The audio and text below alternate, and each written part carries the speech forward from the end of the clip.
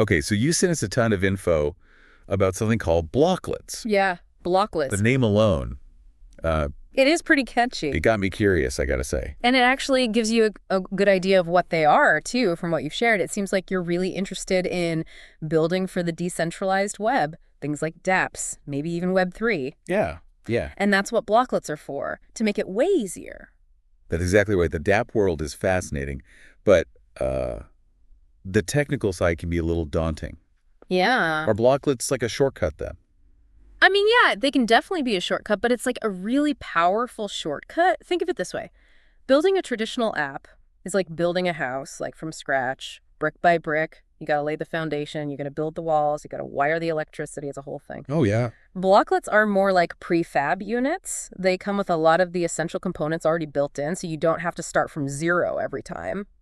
So instead of me like writing lines of code, I'm snapping these pre-made units together? Is that what you're saying? Pretty much. But why are they called blocklets, though? Oh, good question. Does that have something to do with blockchain? Yeah, they're built on blockchain technology, which Mm. is a big part of why they're so powerful. Remember, dApps are all about decentralization. So instead of relying on one central server, they use a distributed network of computers, and that's where the blockchain comes in.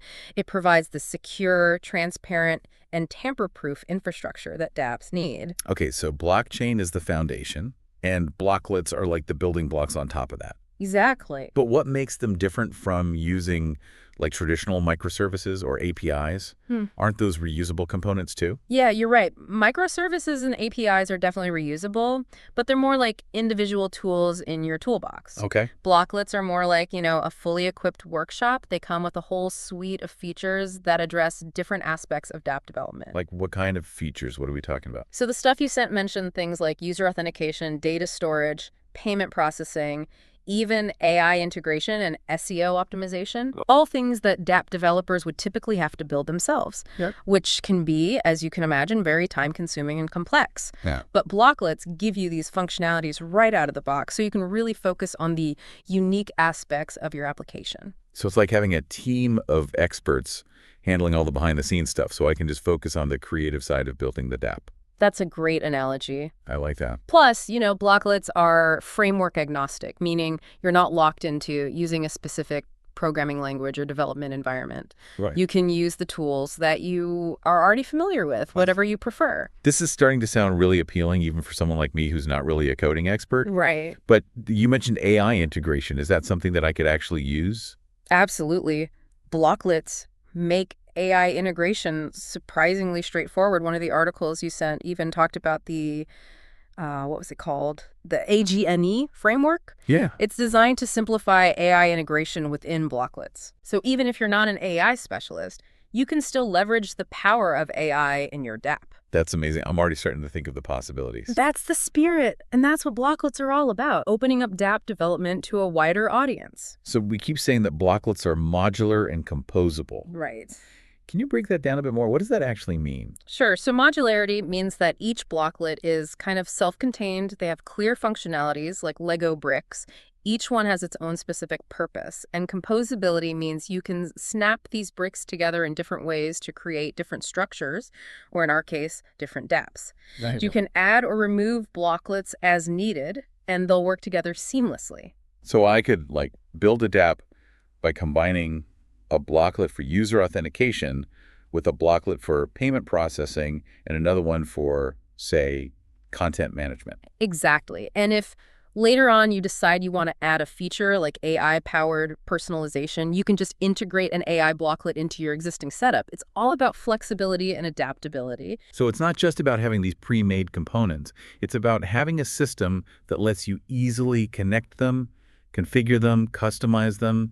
It really is like building with Legos, but for the digital world. It really is a good analogy. That's cool. And just like with Legos, blocklets encourage creativity and experimentation. You can start with a simple idea and just gradually build it out, adding new features as you go along. And since it's built on blockchain, I'm guessing security is a big part of this. Absolutely. Security is paramount in the decentralized world, and blocklets inherit the security features of the blockchain. Plus, they're designed with security best practices in mind, so you don't have to be a security expert to build secure dApps.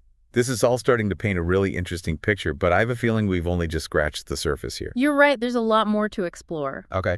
We haven't even touched on things like decentralized identity, blockchain-based revenue settlement, or the specific use cases where blocklets are already making a difference. Sounds like we've got a lot more to cover. We do. I think you'll be surprised by how powerful and versatile this technology can be.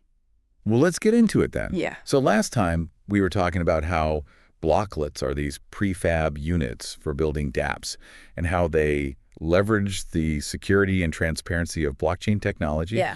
And you mentioned something about decentralized identity. Yeah. Okay. Yeah. I think we need to unpack that a little bit. Yeah, it's a big deal. That sounds important. Especially in the context of Web3, Okay. decentralized identity, DD. It's all about giving users control over their own digital identities.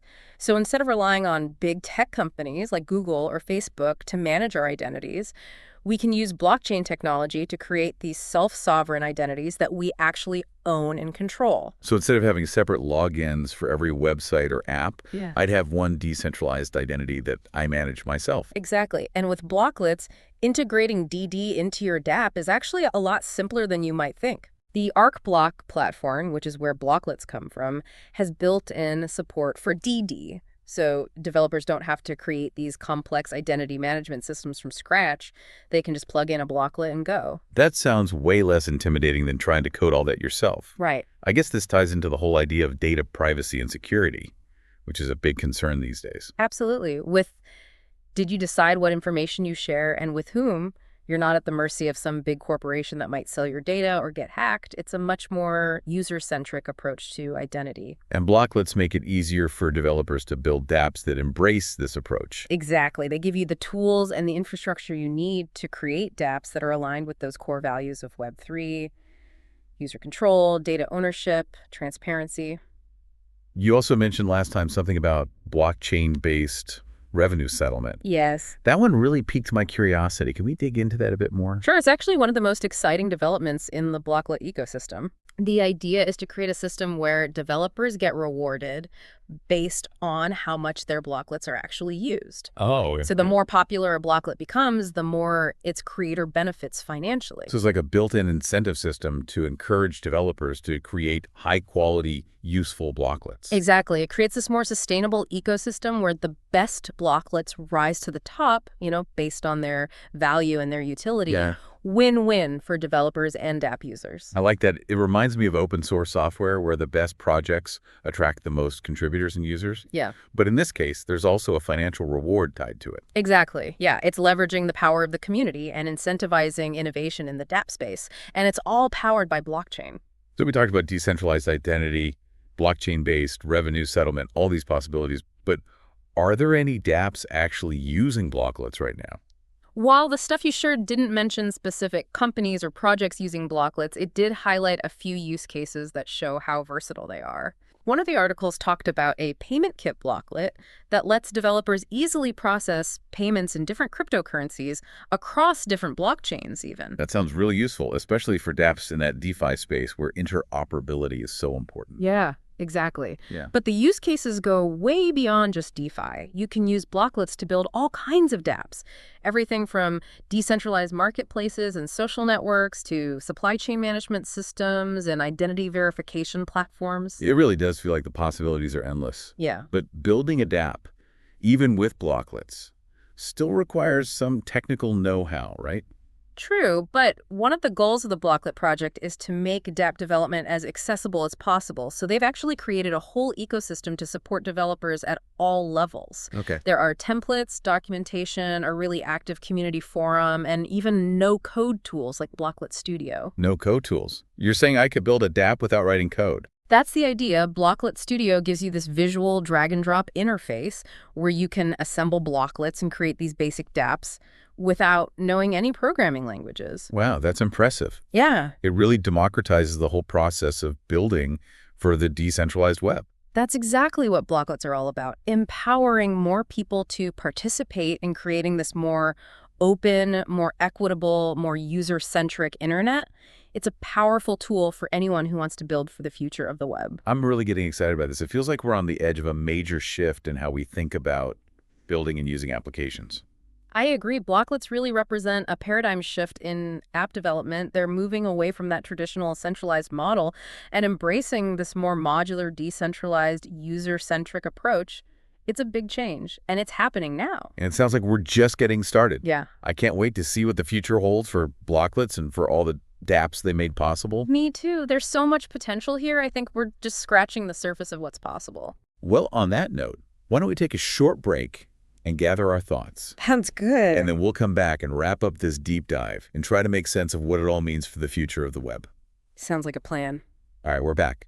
Back again. I don't know about you, but my head is kind of buzzing with all this blocklet stuff.